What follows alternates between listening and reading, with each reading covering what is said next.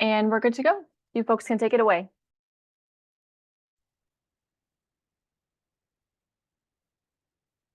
Good afternoon, everyone. Thank you for joining us. So today we'll be talking to you about stocking our collective professional toolkits with effective generative AI enhanced assignments. My name is Mariya Gluzman. I am an instructional designer and I am also an adjunct lecturer at Brooklyn College, where I teach philosophy. And my partner today is Laquan Black, who will introduce herself a little bit later on. So our objectives for today are as follows. We will talk about streamlining the process of creating an effective writing assignment by applying chunking and scaffolding. We will explore incorporating an iterative process of assignment design that includes the use of generative AI. We will discuss optimizing our time and creating new or updated quiz questions. And we will discuss using Bloom's taxonomy to create questions reflecting the expected level of learning. So I will start and I will walk you through briefly the process that I use to create a short writing assignment using generative AI.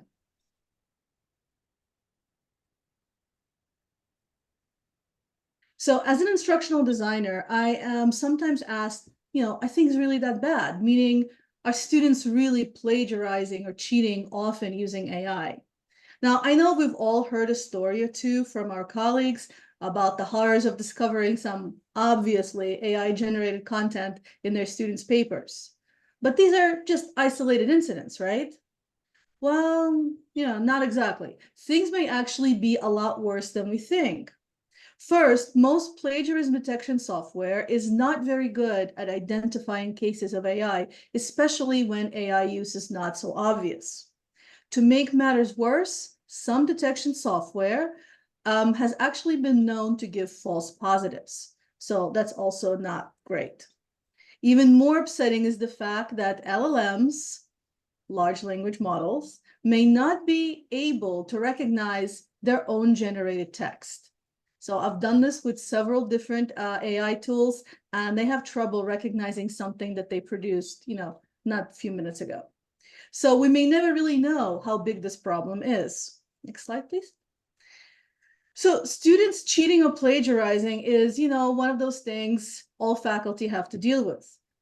There are obviously many reasons that can drive students to cheat or plagiarize on writing assignments, such as laziness, fear of failure, not caring about doing their own work. Many of such causes, obviously, we cannot do anything about. However, some reasons may not be outside of our control. For example, some students may choose to cheat or plagiarize when they feel that they lack the skills to complete a writing assignment. They may also turn to cheating or plagiarizing when they feel overwhelmed or lost in the content, or if they don't quite understand the assignment requirements. And of course, they can also choose to plagiarize when they find the assignment confusing, when they don't quite understand the purpose of the process, or when they feel that the assignment is too complicated for them to complete unassisted or without additional guidance. So we have the power to minimize these reasons as much as possible. How? By changing the way we build writing assignments. Next slide, please. Creating scaffolded assignments that are comprehensive, have straightforward instructions, and are designed in a way that allows students to build or stack their skills sequentially is very important. Effective writing assignments not only help students learn and develop, but can cut down the probability that they will cheat or plagiarize. And the more scaffolded or modular these assignments are, the more difficult they are to plagiarize. Incidentally, designing assignments that build sequentially over time and include regular interaction between the instructor and the student are also much more difficult to cheat or plagiarize using generative AI. Ironically, the biggest threat to academic integrity can be one of our greatest allies. Generative AI can be an excellent tool for educators to create comprehensive writing assignments that are scaffolded and resistant to plagiarism, even with AI. Through deliberate iterative process that includes generative AI, we can create effective writing assignments more efficiently. Next slide, please. For this presentation, I am using a modified version of a short writing assignment. Even though the assignment has been slightly shortened and abridged, I followed the same process in creating the modified version of the assignment. So in this presentation, whenever I refer to the assignment, it's going to be a reference to this modified version. The short paper we're discussing is for a gen ed course on philosophical skills. We're specifically focused on critical thinking and critical reading skills in this course. I used Google Gemini to assist me in the design of this assignment. So here's a brief summary of the entire assignment. This short writing assignment asks students to think about their own beliefs and ideas about what it means to live a good life. Put forth a simple thesis expressing their main belief, and offer 2 to 4 reasons supporting the thesis. Once they outline their own argument, they would also be asked to offer an objection to or a criticism of their argument and come up with a response to that criticism. Lastly, students will have to reflect on whether the criticism they raised affected their original belief in any way. For example, forcing them to, reconsider their position. The process I use to deliberate the process that I use is kind of deliberate and meticulous, but it's also iterative, involving interaction with AI, followed by reflecting on its responses, working on assignment design, then interacting with the AI again, and so on. Next slide, please. So in step 1, I identified the most important piece of the initial assignment prompt, and that is creating the argument. Once I summarize that particular aspect of the assignment, I want to see what kind of text the AI can generate.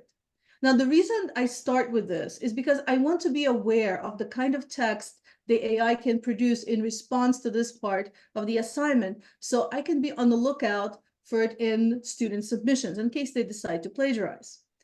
It is important to not only view the main response, but also all of the available drafts to form a more complete picture of what a plagiarized paper might look like.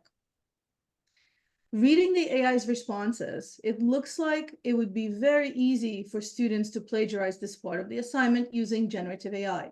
So I follow up with a question that addresses this issue. Gemini tells me that it would be very easy for students to plagiarize this part of the paper, specifically using AI, and that it would be very difficult to detect this plagiarism. Next slide, please. I have some ideas about how to improve the assignment to make it more difficult to plagiarize, but I also want to see a comprehensive analysis that this AI tool can provide. Gemini offers a number of suggestions, some of which are summarized in this slide.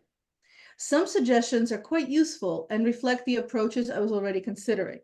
Only with AI, I got there faster. Making it personal and focused on specifically the application of the skills is what I was already planning to incorporate. So here the AI and I are in agreement. So the AI basically confirmed that I was kind of on the right path with some of my plans for this assignment, but it also showed me that it's pretty good at providing, suggestions for improving writing assignments. Next slide, please. Between steps 2 and 3, I brainstormed a bit more on my assignment design and made some decisions. Now, the most relevant decision for the purpose of this presentation is that I split the assignment into parts, chunked it, and each part with its own deliverable. So part 1 of the assignment requires that students write a comprehensive outline. The most important element of that outline is summarizing their thesis and the reasons they came up with to support the thesis. I provided the summary of this part of the assignment to the LLM, and I asked it to offer suggestions on how it may be scaffolded to help students articulate their arguments, as well as prevent them from cheating using AI. Once again, Gemini gives me some really good ideas on which I can focus. And some of those ideas are already the ones that I was considering. So I ended up starting the assignment with a personal reflection in a homework journal where students can kind of talk through their position first. I also added a collaborative component. So students will share their completed outlines with their teammates and provide feedback on each other's outlines before submitting them for grading. So important question here for our audience, Mariya, that I want to ask you. Do you simply use what the generator comes up with and plug it into your assignment, or what exactly is it that you do? Yeah, I think that's an excellent question. Thank you. So it really depends. So first of all, it's really important to look very closely at what the AI provides you. And that's why we don't just look at the immediate response, but we also look at the drafts. And from those drafts, well, first of all, we want to make sure that they're correct, that the information there is factual. Then we have to make sure that the information is useful. And then we can pick and choose what we use. We can take whole paragraphs if the AI suggests text, and then we can edit those paragraphs to suit our needs, or we pick and choose the ideas that work for us. So before moving on to step 4, I write my first draft of the part 1 assignment, which contains the outline, as well as a general assignment summary. This includes information about how the assignment would be further chunked up, to make it easier for students to build their skills as they go through the steps of the assignment. I then share a detailed description of the assignment and the process students will follow to complete the part 1, the outline of the assignment with the AI. And I also ask it for further analysis and suggestions. I am specifically looking for additional ways to create a more comprehensive assignment and one that is even more difficult to plagiarize. Next slide, please. So this is what my prompt looked like. And of course, I also added the summary of the assignment and my plan for chunking it up and some information about the scaffolding that I was planning to provide. Next slide, please. As expected, Gemini does a pretty good job of analyzing my assignment design and suggesting improvements. Some of what Gemini suggested was already kind of a part of my plan. This just confirms that my plan to chunk up and scaffold this assignment is quite solid. This slide contains some snippets from different drafts of Gemini's responses. One particular suggestion stands out here, and that's the use of pre-formatted templates. In my experience, any kind of peer review with students works a lot better when they're given either a rubric or a checklist or some kind of concrete instructions. In this instance, Gemini suggests using a template, which is exactly what I ended up doing. So I repeated this AI-enhanced process for the second part of the assignment, and then for the entire assignment, each draft containing additional instructions, explanations, links to resources, and even changes in wording. Gemini also suggested that I use a grading rubric, and we went through several different kinds of rubrics and iterations. Now, while this process seems tedious, it was actually significantly shorter and less frustrating than brainstorming and designing a comprehensive writing assignment from scratch. And this way, there's less of a chance that I missed an important piece of instructions or some helpful improvement on the assignment. The process of interaction with the AI can be as brief or as involved as you're comfortable with. You take from it what you want and you leave the rest. And now I'd like to turn it over to my partner, Laquan, who will introduce herself. And she will be talking about the quiz creation using AI. And we're just going to switch presenters for a sec.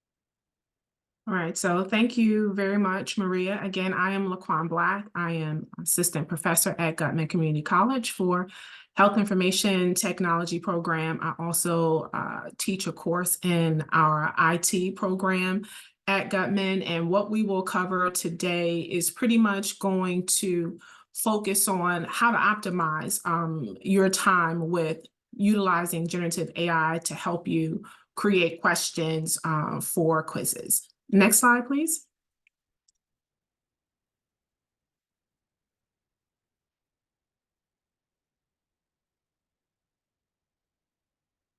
Okay, so here are some really important points about why we should use generative AI for quiz questions.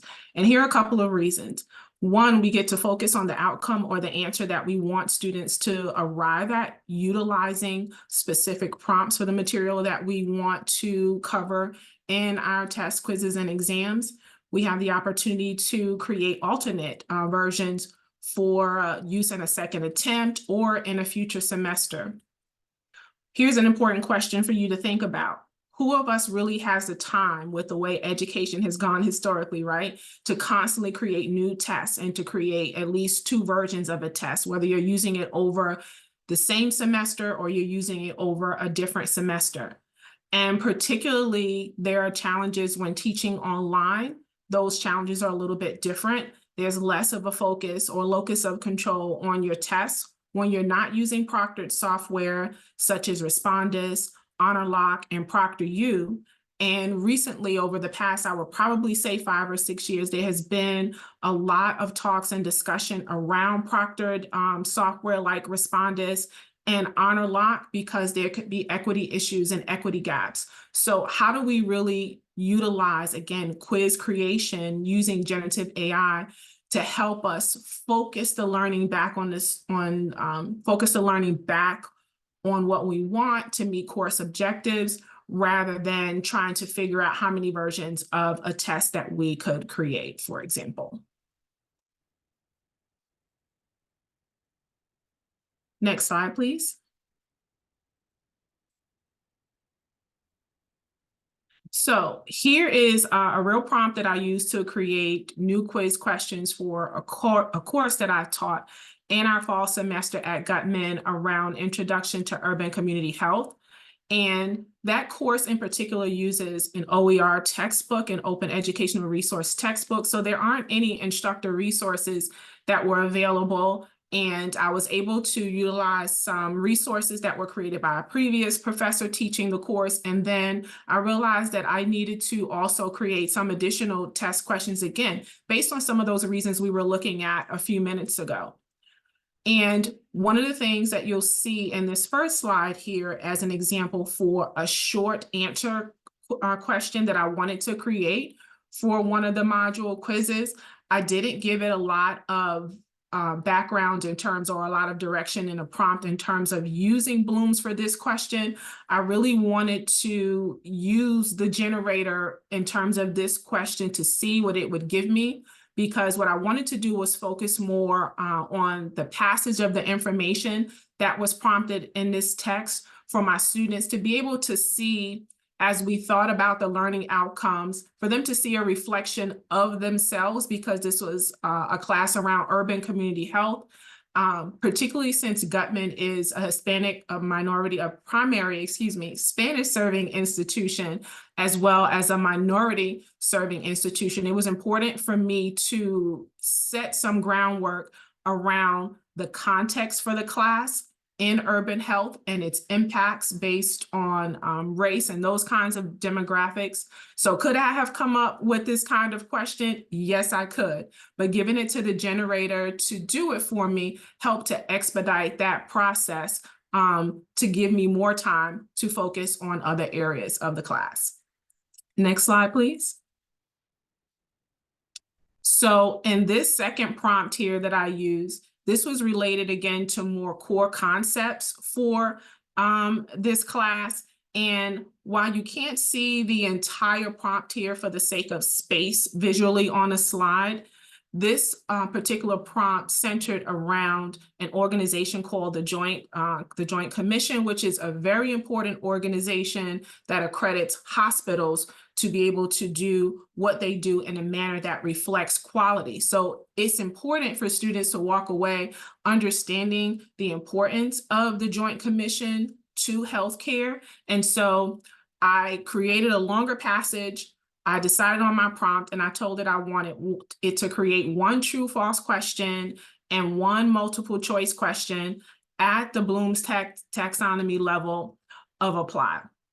So again, I simply copied that critical or important text from the materials that I was using, in which I asked it to create one of each of those questions on the same topic.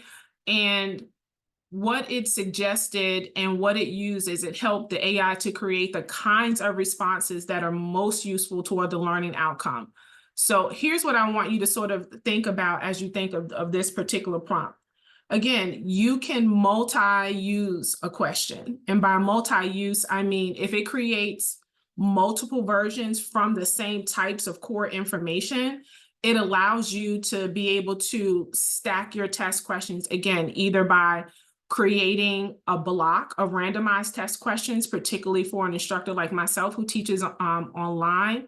It also allows you to create different and separate versions of the test, and you get to test that same knowledge in different ways and in different formats. So let's look at some of the results on the next slide.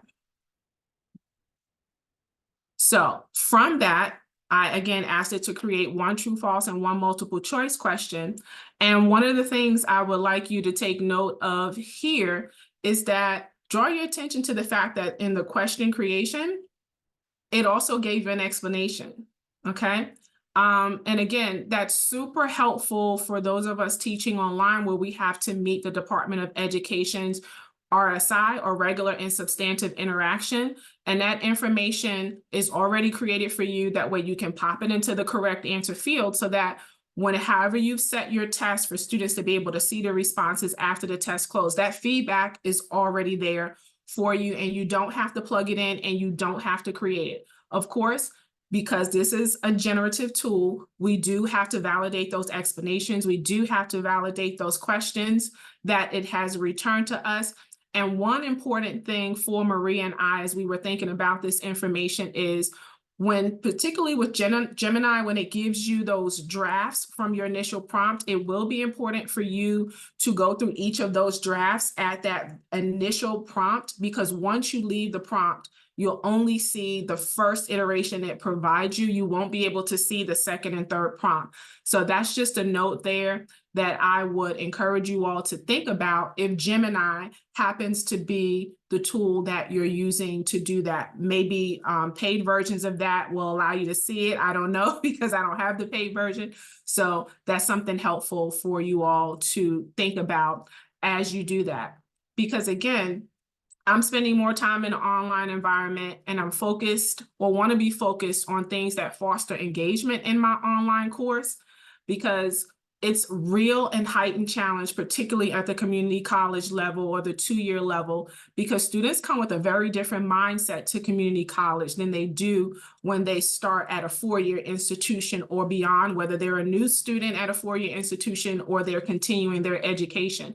They're missing some foundational things, and we spend a lot of time as faculty trying to engage them in the course and make sure they're coming and not feeling overwhelmed and all of that kind of thing.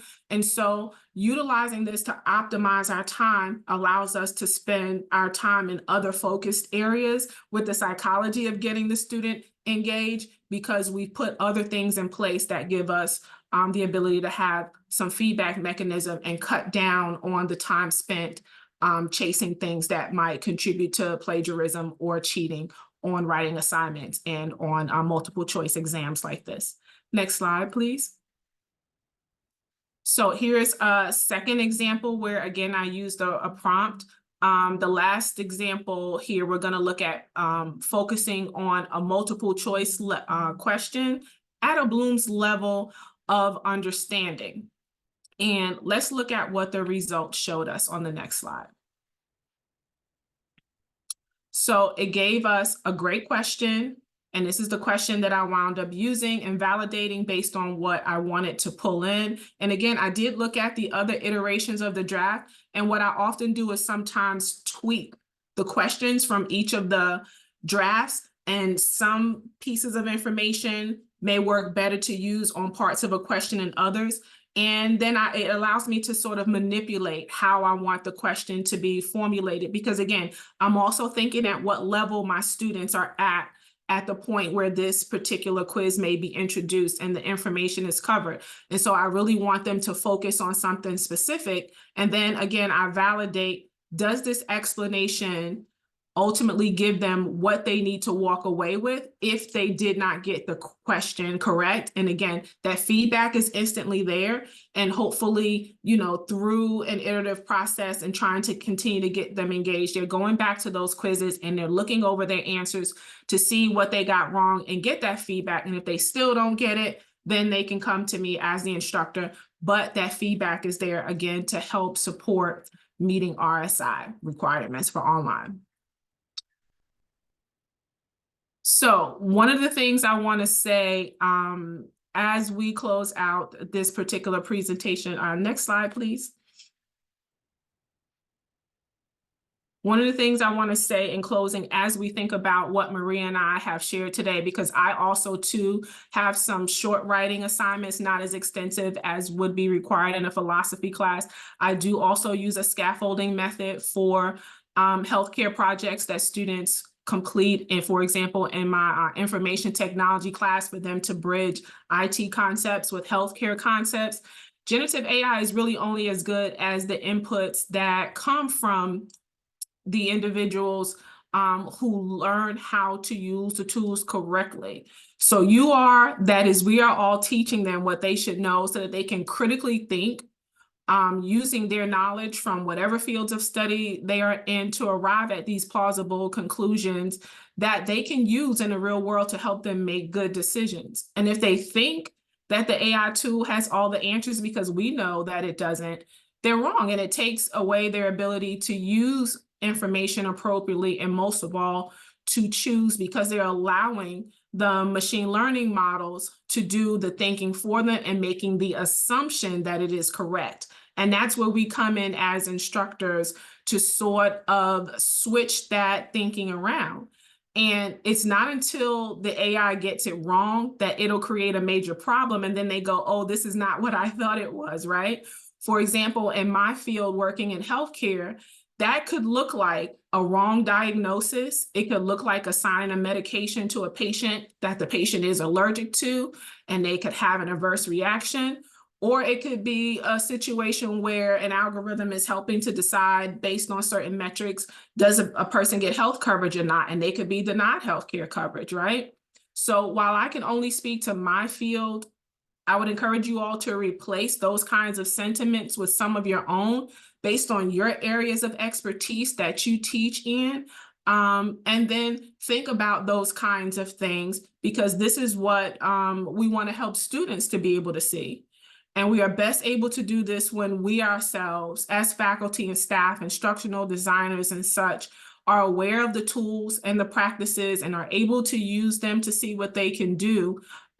Even if it's only in a small way. The biggest thing we all too want you to come away with, you don't have to turn your whole classes upside down to start using generative AI or to put a policy in place.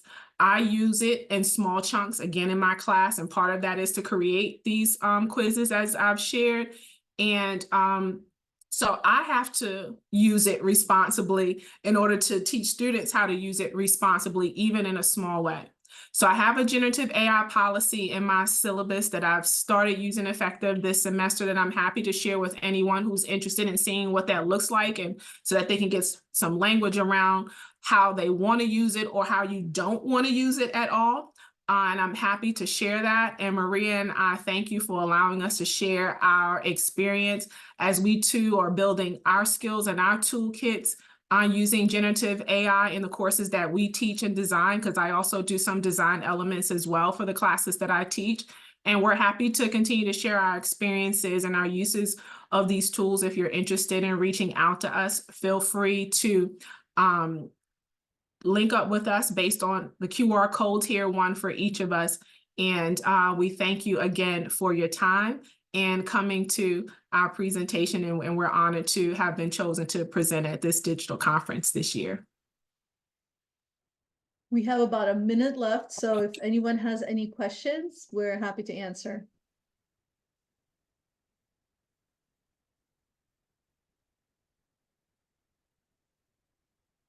All right. Well, we thank you. There's no questions. We thank you for your much. time.